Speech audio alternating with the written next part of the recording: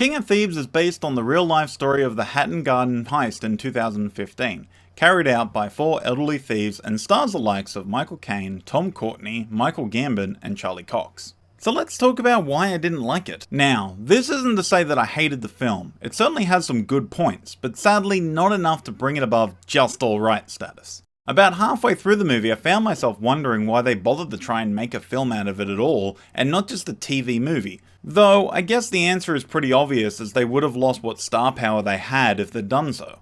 Let's start with one of the biggest flaws in the film, one of which comes directly from what kind of film it is. King of Thieves is a heist film, and to make a good heist film, tension is key. The film has tension, but it's sporadic and quickly gone. The film rarely ever makes you feel invested in the action on screen, a strange feat in itself when you're watching a film about a jewellery heist that could fall apart at any moment. When tension does occur, it's highly welcomed, as each time it feels as though the film finally understands what it's supposed to be, only to disappoint as it forgets that minutes later. The film also seems to forget that it's not quite as stylish as it seems to think it is. This is actually a big problem in a lot of smaller budget films. They want to be more akin to their bigger budget cousins, and in terms of a heist film, that means the stylishness. The film plays pretty stock standard for the most part, but then will suddenly careen into more stylish territory with editing or camera tricks.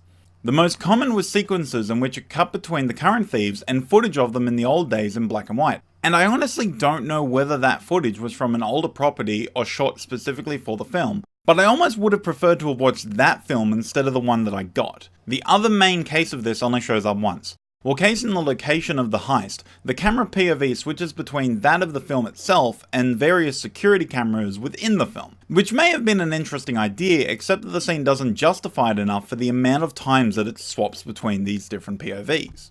King of Thieves also doesn't seem to know what kind of message it's trying to give me. Now, I will admit that whenever this issue arises in a film, it could be my fault for not seeing it. But I really feel that this is not a film that was trying to hide anything, and so it becomes a bigger issue when I can't work out what it was that it was trying to say. There's certainly a lot of different ideas it brings up, such as the way society treats the older generations, or how bankers and their kin in business are the real thieves. But the problem is it really only ever brings up these ideas and never actually discusses them. The idea of bankers and jewelers being thieves is brought up in a couple of lines in the film, but never any deeper than that, and seems only to exist to help justify why we're rooting for our criminal protagonists.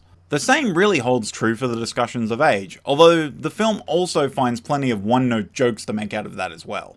I had trouble figuring out if I was meant to like the protagonists or not at all. The film certainly acts as though we are, showing their day lives so much as to help humanize them more with a few emotional beats, but the fact still remains that they are criminals, and unapologetically so. Their only positive trait there is that they try not to hurt anyone, though that stems more from simply logistics rather than any morality, as the film points out that at least 2 of them are incredibly violent in certain situations. But this film isn't entirely false. It is solidly put together and has some clever moments, albeit fleeting ones. But the most notable positive point is the casting. The film is stuffed with veteran actors and everybody loves Michael Caine. The points where King of Thieves shined best were when it was further from the heist itself, instead taking a moment to simply sit with the characters all in a room together and letting them simply interact with each other and talk. Those moments were funny, poignant, and would have served as a better film unto themselves. Charlie Cox is someone I've enjoyed for a really long time, and it was fun to see him here again with these great actors.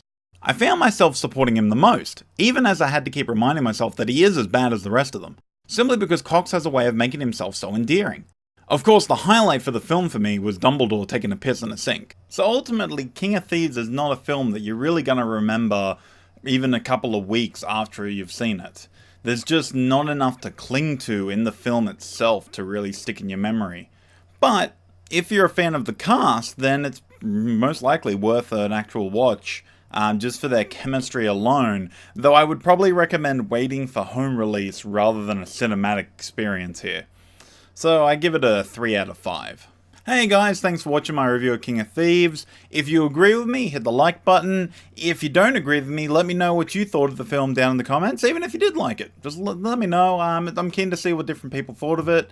And basically, if you want to see more of this kind of stuff, hit subscribe. That way you won't miss a video. I'm going to be doing reviews. I'm going to do discussions about film. I'm going to look at box office. I'm doing all sorts of different things. So there's a lot to look forward to, as well as all of our other content that we've got on the channel. So again, thanks guys for watching, and I'll see you in the next video. $60 million through to $180 million, which is huge. It would be one of the greatest opening weekends in history. People were stoked. Then a few weeks went by and new tracking results came in, and they were as low as $80 million. A massive drop. The film was clearly going to be a failure. So what happened?